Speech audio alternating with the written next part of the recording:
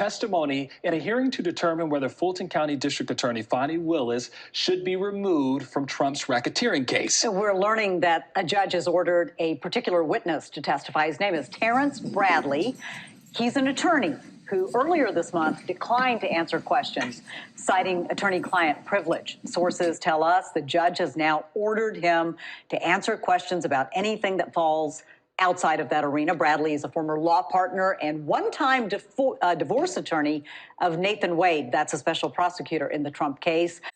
Fanny, Nathan, Fanny, Nathan. Hey there, besties. This case will not go away. Not that we didn't already know that. However, it keeps getting juicier and juicier and juicier.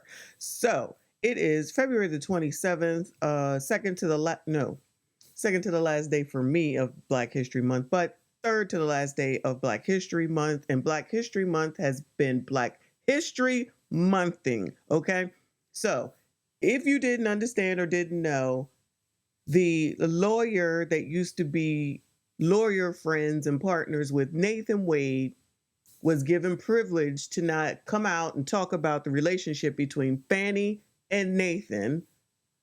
Nathan tried to get the judge to agree not to make him testify, but the judge over the weekend said, no, he has to testify. So what that means is today on the 27th at 2 p.m., that man, can't think of his name right now, has to come back to the stand and answer daggone questions. So what that means is that he may give out more tea about the relationship between those two. So if the dude, the law partner, can say, yes, I know they was messing around because he was working on Wade's divorce, then that could mean Fani's out of here. Actually, both of them probably, both of them. But maybe more so her than him. I'm not really sure about that right now because she's the one that was in charge. Like I always say, if you're going to be messing around with someone at work, make sure they're on the even plane as you. You can't be dealing with someone that's above you, but the person above you is really the issue because you're the one that could be seen as taking advantage of your employee. Okay, so it's more on Fanny at the end of the day. If she gets taken off of the case, then that means there's a possibility that the case won't be prosecuted because they don't have enough manpower, enough people there in order to prosecute this case. Now, what I heard from different people who were lawyers that were speaking about this case over the last few weeks is that this case for Fanny is to bring her more notoriety and to show that she's a good DA, a great DA, and she can prosecute. And, you know, this was going to make her career, not that she had a bad career to begin with.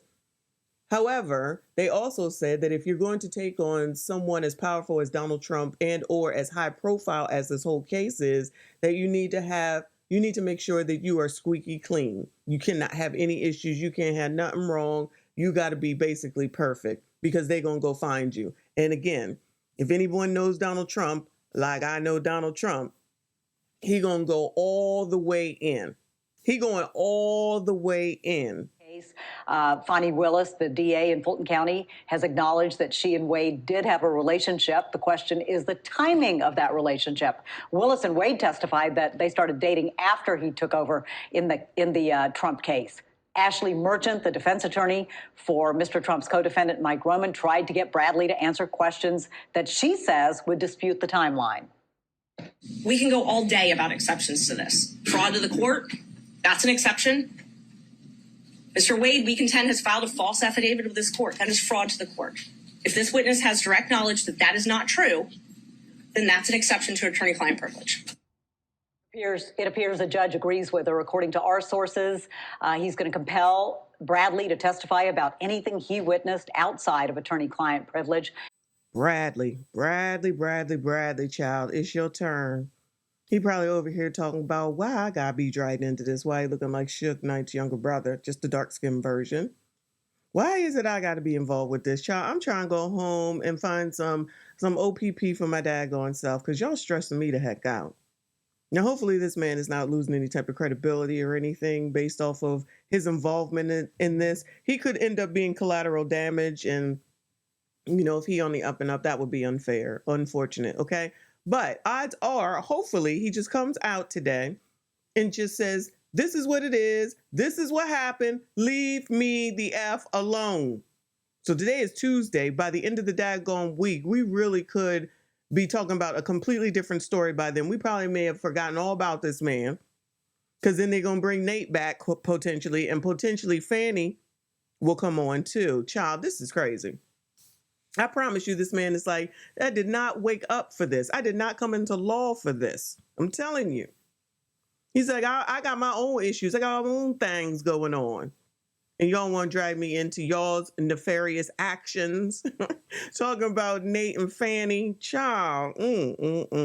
This is crazy. Shout out to Black History Month. We got all the colors up in here, all right?